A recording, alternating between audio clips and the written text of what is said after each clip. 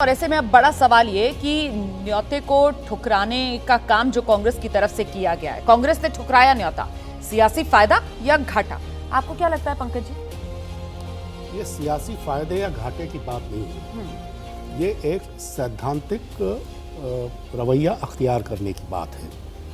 देखिए, कांग्रेस ने जो ससम्मान न्योता ठुकराया है, स्वीकार किया है, वो 22 जनवरी को जो प्राण प्रतिष्ठा समारोह कथित तौर पर हो रहा है उसको अस्वीकार किया है। अब ये प्राण प्रतिष्ठा समारोह है या ये भारतीय जनता पार्टी का अधिवेशन है या ये राष्ट्रीय स्वयंसेवक संघ की प्रतिनिधि सभा का सम्मेलन है, ये किसी की समझ में नहीं आ रहा है। वो कहते हैं कि फरमान से पेड़ों पर कोई फल नहीं आते, तलवार से मौसम कोई बदला नहीं जाता, दावतनामा है या हुक्मनामा है।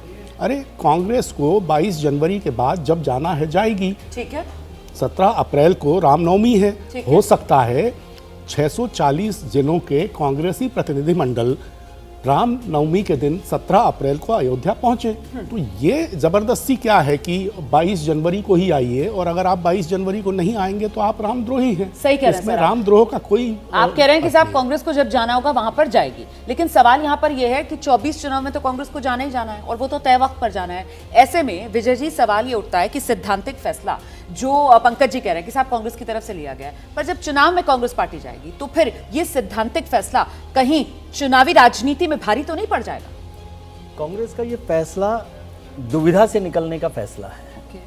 इतने समय से कांग्रेस इस दुविधा में चल रही है कि क्या उसे सेक्युलरिज्म के जो अपना स्टैंड रहा है उस पर चलना है या जो हिंदुस्तान में आज मौजूदा माहौल बन रहा है उस पर चलना है। भारतीय जनता पार्टी ने एक बड़ा काम किया है, खासतौर से नरेंद्र मोदी के नेतृत्व में, कि उन्होंने धार्मिक पहचान को अनअपोलॉजेटिक बना दिया है। पहले आप धार्मिक पहचान को लेकर थोड़े से अपोलॉजेटिक होते थे कि रहना है कि नहीं रहना, और उस पर एक नाम होता था सेक्युलरिज्म, सेक्युलर होना। तो नरेंद्र मोदी की सरकार या भारतीय जनता पार्टी कहें, सरकार ना कहें, भारतीय जनता पार्टी ने ये कर दिया है कि अगर आपकी कोई धार्मिक पहचान है तो उसे सार्वजनिक तौर पर बताना सेक्युलरिज्म के खिलाफ नहीं है और कोई एपोलॉजी वाली बात नहीं है। बहुसंख्यकों के लिए खास तौर से बहुसंख्यक होना कोई ऐसा अपराध भाव नहीं है, एक बड़ा बात है। कांग्रेस का स्टैंड देखें तो 1951 से आज तक में मेरे ख्याल से कोई बदलाव नहीं आया।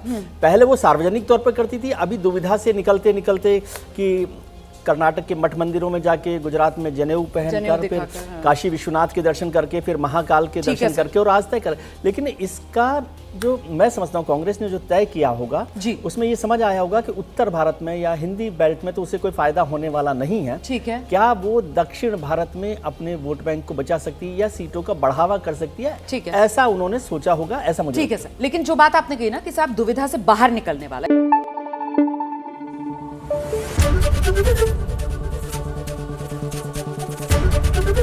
एबीपी न्यूज आपको रखे आगे।